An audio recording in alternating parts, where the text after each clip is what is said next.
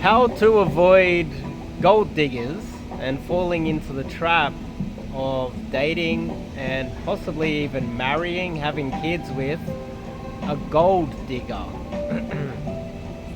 Now, this is a little bit more deep than most other videos that I'll make because a lot of the men who have married a gold digger, even to this day, if they've been together for many years, they will never realize that their wife never loved them and still doesn't really love them because she shows so many real signs that she's in love with him, she needs him, but in reality, she just loves the lifestyle.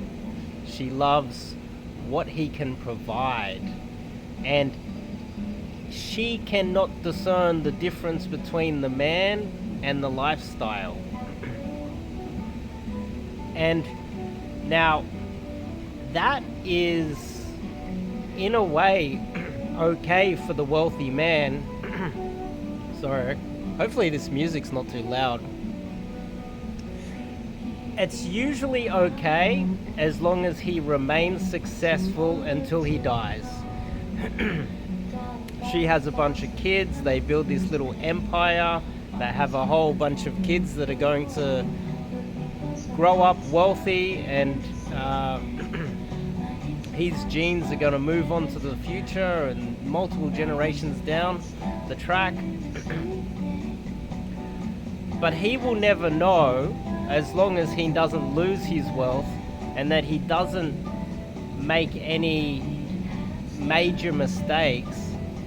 She was happy to just be with him for his money almost forever, when she isn't or never really was entirely in love with him.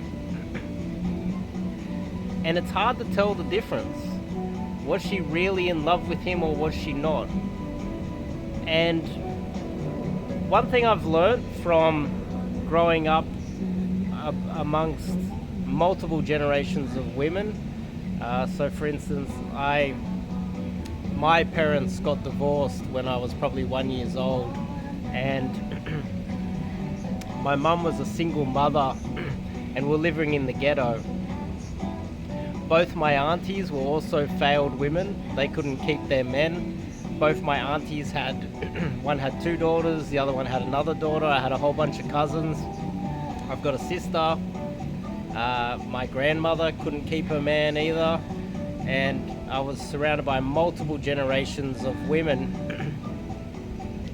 And part of the reason why a lot of men that grow up with a single mother, they fail in life, is because the female part of this whole relationship is really just find a guy that has resources.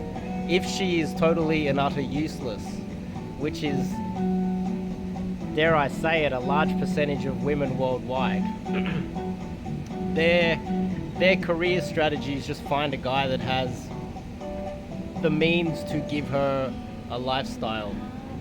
For instance, my mother went to her, she remarried not too long ago, and this man has a lot of money, and she went to her high school reunion, and she was paraded around as if she was the most successful when she hasn't achieved anything in her entire life. So imagine if a man was paraded around when his only achievement was, I don't know, winning the lottery or something. Most people would understand that he never earned anything. You have to earn it as a man. But as a woman, you just need to lock down and manipulate somebody who has those resources. And let's just make it very clear, that's not all women. There's a large percentage, I don't know what the percentage is, I don't know the actual data on it, but there's a large percentage of women who aren't gold diggers. They legitimately are boss babes. They will wash the dishes, they will do the manual labor, they will wait tables, and they'll do it with a smile on their face, and it doesn't matter how much money you have, they'll be happy. They are still a large percentage of society. Because if you think about it, if the parasitic women were the majority of the female gender worldwide, the global economy would totally collapse. And there are a lot of good ones out there. But if you are a man of means, you have to be very careful. I would say if you want to find genuine love, you want to try to hide your wealth early on. You don't want to be, you might act, in the early stages, you might have to lower your standard of living. You might have to start to ask a lot of questions about how much does that cost? Oh, we should take the cheaper option. We're not going to take a holiday this year. Try to avoid your lifestyle looking too wealthy in the early stages of the relationship, and test her to see what she's made of. You can't have it both ways. Oh, I need to do a trip overseas, so I got to take her with me. You just can't take it. You can't do the trip. Maybe even downgrade your house or apartment and rent out somewhere. And try to downgrade your lifestyle in the early phases of the relationship. And if you're wealthy enough to have money to splash around, you should have the means to rent a smaller apartment and hide your wealth. In Australia, we have a thing called tall poppy syndrome, where it is kind of frowned upon. It is the opposite of the American and somewhat the British culture, where they try to constantly show up each other, try to look more wealthy and successful and big note each other. In Australia, it's kind of the opposite. If you try to let everyone around you know that you are wealthy, then it's kind of frowned upon. It really is. And if you could take on that one aspect of Australian culture that I would say is world class, then you'll be ahead of the majority of men out there that lead with their wallets. And there's a lot of men out there that have money, but they don't realize that they're leading with their wallets. They're going out to expensive restaurants without even realizing that they are that expensive, and that she wouldn't be able to afford to go to the restaurant herself. You're gonna have to start eating sushi.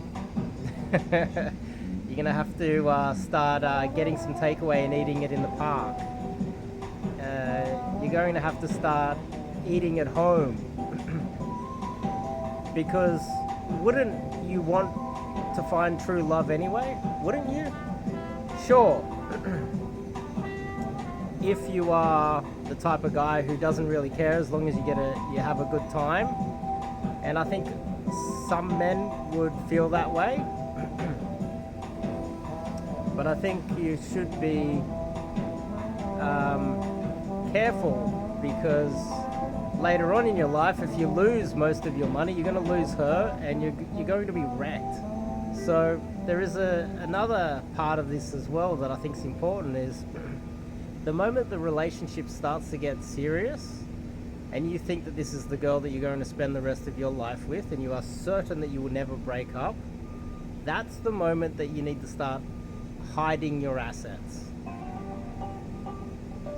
You move in together. That's when you start removing the money from your bank account and pretending that you're spending it on gambling or something, and hiding it somewhere in a trust.